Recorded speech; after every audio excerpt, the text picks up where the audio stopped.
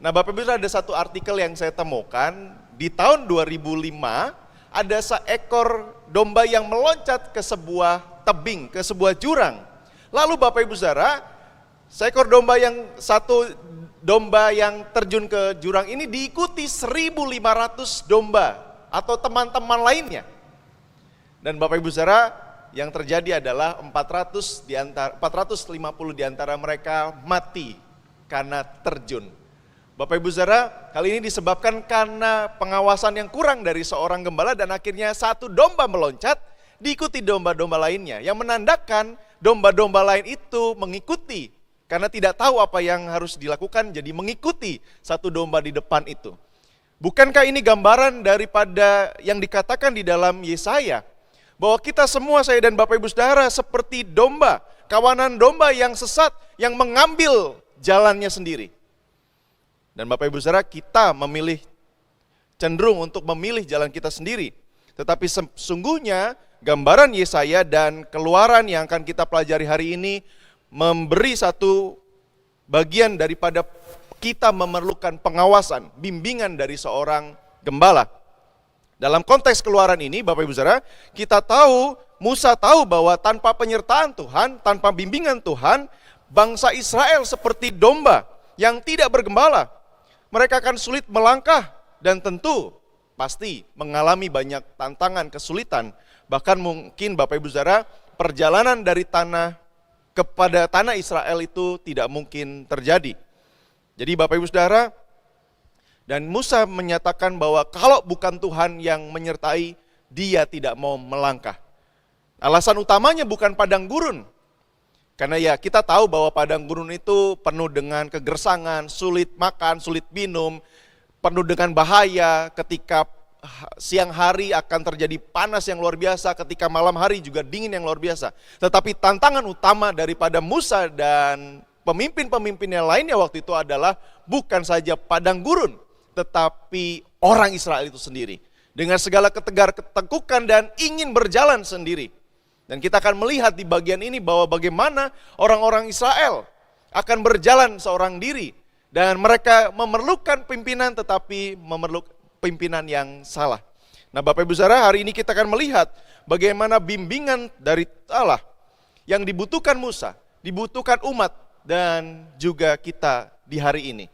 Yang pertama Bapak Ibu Saudara, ketika dikala Tuhan yang membimbing, ada ketentraman. Kalau kita perhatikan di ayat yang ke-14 yang tadi sudah kita baca bersama-sama, lalu ia berfirman, aku sendiri hendak membimbing engkau dan memberikan ketentraman kepadamu. Bangsa Israel menemui kesulitan untuk hidup 40 hari saja. Kalau kita melihat nanti di pasal 32, ketika Musa akan naik ke gunung, lalu diberitahukan tentang hukum-hukum Allah, orang Israel tidak bisa hidup tanpa iman 40 hari.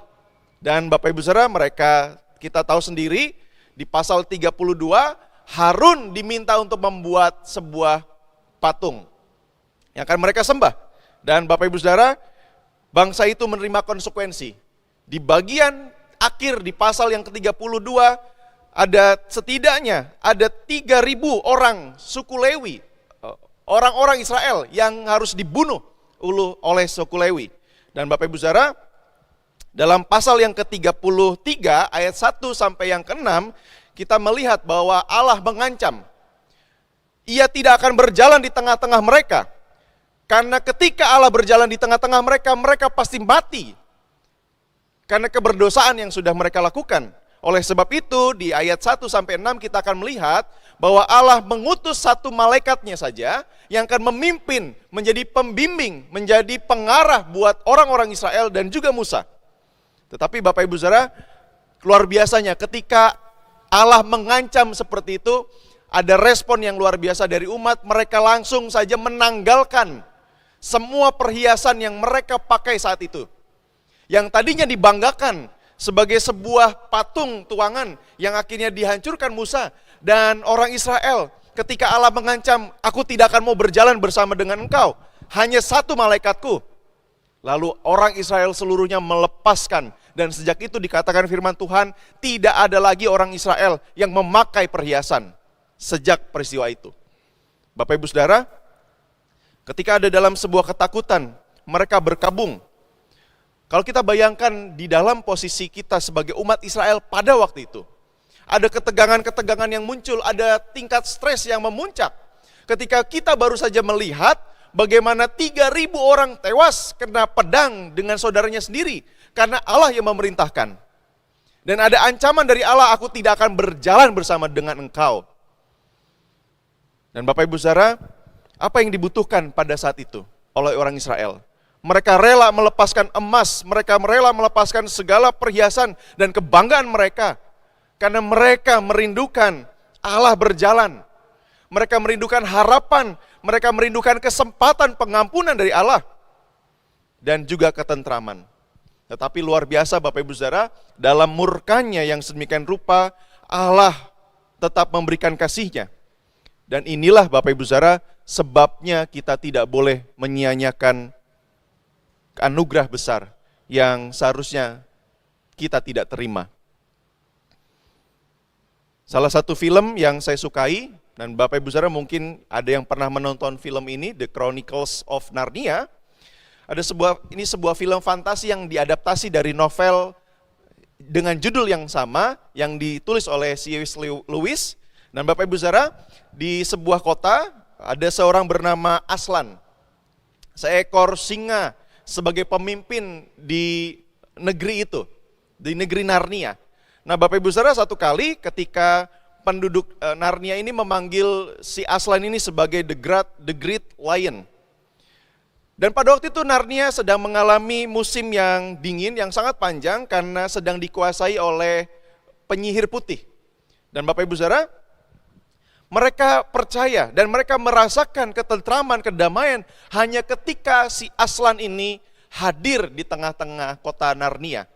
Dan kita semua tahu bahwa novel ini dan film ini diadaptasi dari Alkitab dengan segala perjalanan yang dilakukan oleh Allah, bangsa Israel dan Yesus Kristus. Dan Bapak Ibu Saudara, luar biasanya ada 4 tokoh manusia yang masuk ke negeri Narnia ini. Lalu Bapak Ibu Saudara, salah satunya yang bernama Edmund melakukan pengkhianatan dengan memberitahukan kepada penyihir putih bahwa ada kota Narnia dan keberadaan mereka. Dan yang luar biasa terjadi, Aslan sebagai pemimpin utama yang dinanti-nantikan kedatangannya mengampuni Edmund dan juga berkorban bagi Narnia dan Edmund. Nah Bapak Ibu Saudara, coba kita perhatikan di ayat yang ke-6. Di pasal yang ke-33. Demikianlah orang Israel tidak memakai perhiasan-perhiasan lagi sejak dari gunung Horeb. Dan di ayat yang ke-5 sebelumnya, di bagian B, oleh sebab itu tanggalkanlah perhiasanmu, maka aku akan melihat apa yang akan kulakukan kepadamu. Dalam terjemahan yang lain dikatakan, Bapak Ibu Saudara bisa melihat di layar, katakanlah kepada Bani Israel, kamu ini bangsa yang keras kepala. Jika aku sendiri hadir menyertai kamu sesaat saja, tentu aku akan menghabisi kamu.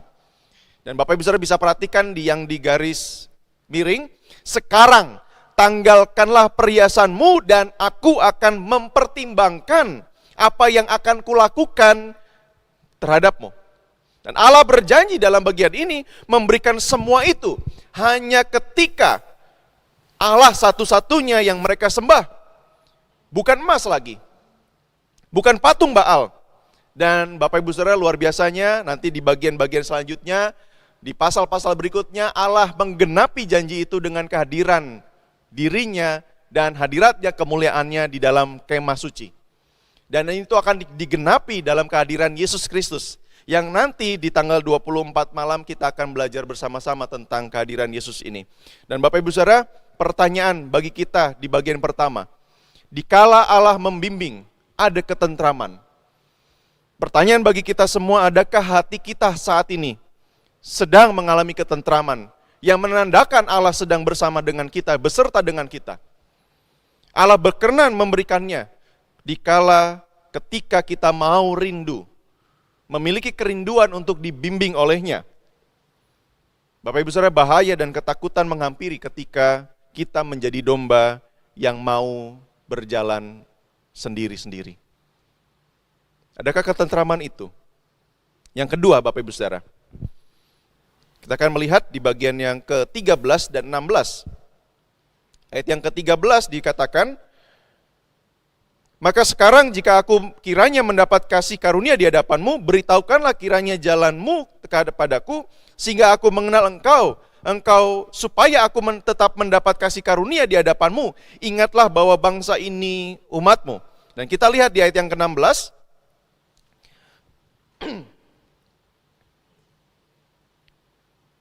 Dari manakah gerangan akan diketahui bahwa aku telah mendapat kasih karunia di hadapanmu, yakni aku dengan umatmu ini. Lihat frasa ini, bukankah karena engkau berjalan bersama-sama dengan kami, sehingga aku dengan umatmu ini dibedakan dari segala bangsa yang ada di muka bumi. Apa kasih karunia yang mereka terima, Bapak Ibu Saudara? Kasih karunia yang mereka terima di ayat yang ke-16 adalah ketika Allah berjalan bersama-sama dengan mereka, dan mereka dibedakan dengan bangsa-bangsa lain. Dari ayat ini kita mengerti Bapak Ibu Saudara, kebutuhan ketika Allah berjalan bersama-sama dengan mereka.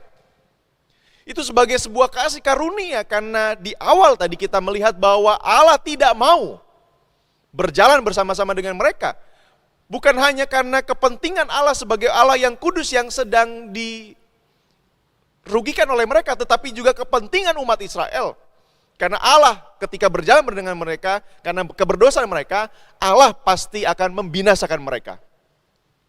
Dan ketika Allah berjalan bersama dengan mereka, bukankah itu sebuah kasih karunia?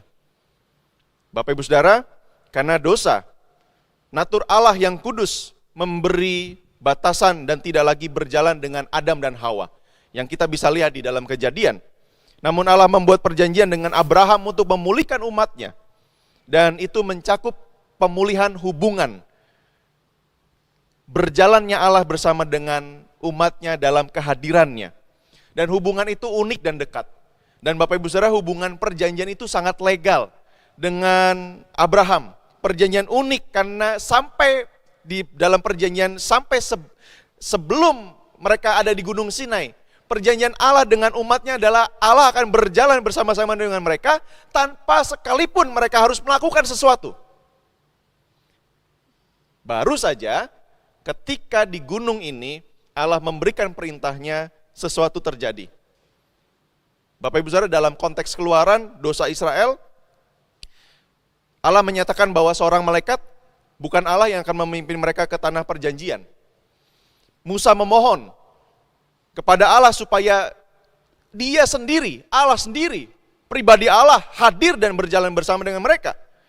Mungkin saja Bapak Ibu Saudara terbersit dalam pikiran Musa, wong Allah saja hadir dan berjalan sebelumnya bersama dengan mereka, umat Israel masih bisa memberontak. Baru saja ditinggal sebentar oleh pemimpin mereka. Apalagi ketika seorang malaikat yang memimpin mereka. Bapak Ibu Saudara, puncak dari kasih karunia itu yang Tuhan nyatakan kepada kita ada di dalam Tuhan Yesus Kristus. Immanuel, Allah beserta dengan manusia. Dan oleh iman di dalam Kristus Yesus itu, Bapak Ibu Saudara, kita menerima kasih karunia. Di dalam, saya percaya meyakini Bapak Ibu Saudara, bukan saja saat ini kita dalam keadaan-keadaan yang sangat rapuh. Sejak di dalam Keluaran ini juga, bahkan sejauh sebelumnya, manusia dalam keadaan yang sangat rapuh tanpa Allah. Kita ada dikelilingi saat ini dengan sesuatu yang tidak kelihatan, virus.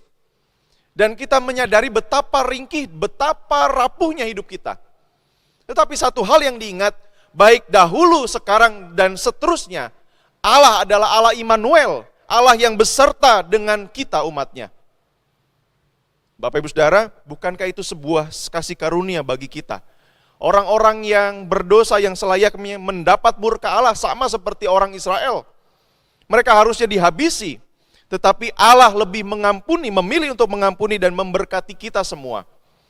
Dan inilah kasih karunia. Di dalam Yohanes pasal pertama, di dalam Efesus pasal 2, bicara tentang iman kita kepada Allah adalah pemberian yang berasal daripada Allah. Dan Bapak Ibu Saudara, kita percaya di dalam kasih karunia terkandung penyertaan Tuhan yang memberi kita kekuatan. Allah bukan saja bersama dengan kita berjalan, tetapi Dia adalah Allah yang memberikan kekuatan kepada kita. Allah yang memberikan kesanggupan melakukan pekerjaan ilahi. Dan sering ketika saya berdoa untuk melakukan sesuatu dalam pelayanan, saya mengingatkan diri saya bahwa pekerjaan yang kita lakukan, pelayanan yang kita lakukan adalah pelayanan yang diberikan oleh Allah, yang bersifat ilahi. Pekerjaan-pekerjaan ilahi yang tidak bisa dilakukan oleh manusia. Oleh sebabnya kita meminta memohon kepada Tuhan supaya Dia memberikan kuasanya untuk kita melakukan pekerjaan-pekerjaan ilahi. Dan Bapak Ibu Saudara, kasih karunia itu juga memberikan kita pertolongan pada waktunya. Pada waktu kita diseberangkan di sungai, Allah yang akan membimbing kita. Pada waktu saya dan Bapak Ibu Saudara harus menyeberang jalan, sebagai sebuah gambaran, Allah tepat pada waktunya yang akan membimbing kita, menolong kita. Dan itu sebuah kasih karunia yang luar biasa. Dan Bapak Ibu Saudara, di bagian yang akan kita pelajari, bagian ketiga, kasih karunia itu juga menolong kita untuk kita memiliki pengenalan akan Tuhan sepanjang hidup kita. Di bagian yang ketiga, di ayat yang ke-17, berfirmanlah Tuhan kepada Musa, juga hal yang telah kau katakan ini akan kulakukan, karena engkau telah mendapat kasih karunia di hadapanku dan aku mengenal engkau. Ayat ini menegaskan bahwa Musa dikenal oleh Allah. Dan kita percaya itu semua pasti terjadi. Saya dan Bapak Ibu Saudara dikenal juga oleh Allah. Karena Allah adalah pencipta setiap kita. Dan saya meyakini tidak ada keraguan bahwa Allah mengenal kita. Tetapi yang kita perlu ragukan adalah apakah kita sekarang mengenal Tuhan. Dalam banyak peristiwa Bapak Ibu Saudara, dalam konteks ini, nanti Bapak Ibu Saudara bisa melihat ada banyak pertanyaan orang Kristen di bagian ini sebenarnya. Kok rasanya Allah itu mengubah keputusannya ya? Bukannya Dia sudah memutuskan sesuatu, Allah ketika Musa berdoa, Allah merubah keputusannya. Tapi Bapak Ibu Saudara, kita lebih melihatnya sebagai Allah yang menanggapi umatnya. Perjanjian kekalnya untuk menjadikan orang Israel sebagai bangsa pilihan tidak mungkin dibatalkan. Mereka dipilih dan dikhususkan Allah untuk membuktikan kasih Allah kepada muka bumi ini, di dunia ini. Dan Bapak Ibu Saudara, tujuan Musa di ayat yang ke-13 kalau kita melihat, perhatikan sekali lagi, maka sekarang jika aku kiranya mendapat kasih karunia di hadapanmu, beritahukanlah kiranya jalanmu kepadaku, sehingga aku mengenal engkau. Allah memohon orang Israel untuk dibimbing, dipimpin oleh Allah sendiri. Bukan saja mereka hanya ingin mendapat perlindungan, perlakuan khusus sebagai umat Israel, tetapi tujuan lebih besar daripada Musa adalah supaya mereka semakin mengenal Allah. Senada dengan itu, Paulus di dalam Filipi pasal yang ketiga, di ayat yang ke-10 juga berkata demikian. Yang kukendaki ialah mengenal Dia, mengenal Kristus, mengenal Allah dan kuasa kebangkitannya, dan persekutuan dalam penderitaannya, di mana aku menjadi serupa dengan Dia di dalam kematiannya. Musa, Paulus, rasul-rasul, orang-orang Kristen, bapak-bapak gereja, dan saya dan Bapak Ibu Saudara hari ini, bimbingan dan pimpinan dari Allah kita perlukan, bukan saja supaya kita merasa aman. Bukan saja kita merasa menjadi orang-orang yang spesial, dan itu pasti. Tetapi lebih daripada itu, bimbingan dan penyertaan Tuhan yang hadir hari ini dalam kehidupan saya dan Bapak Ibu Saudara, supaya kita mengenal Allah. Saya tidak perlu meragukan lagi, dan kita tidak memerlukan lagi, bahwa Allah mengenal kita, bahkan melebihi pengenalan kita akan diri kita sendiri. Bukankah seringkali kita menjadi orang-orang yang terkadang bingung dengan diri sendiri? Bukankah kita kadang-kadang sulit untuk memahami diri kita sendiri? Allah tidak demikian. Allah mengenal kita secara menyeluruh. Saya dan Bapak Ibu Saudara. Bahkan mungkin orang yang terdekat dengan kita, itu bisa istri, bisa suami, bisa anak-anak, bisa orang tua. Sulit untuk mengenal diri kita. Ada hal-hal yang tidak mereka kenal, bahkan mungkin kita tidak tahu secara menyeluruh keadaan hati, isi hati, suami atau pasangan kita.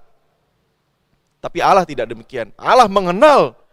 Bahkan Bapak Ibu Saudara, Sekarang pertanyaannya, apakah kita mengenal Dia, kehendak serta jalan-jalannya? Apakah dalam semua peristiwa buruk yang terjadi dalam hidup kita, kita bisa melihat kasih dan kebaikan Tuhan?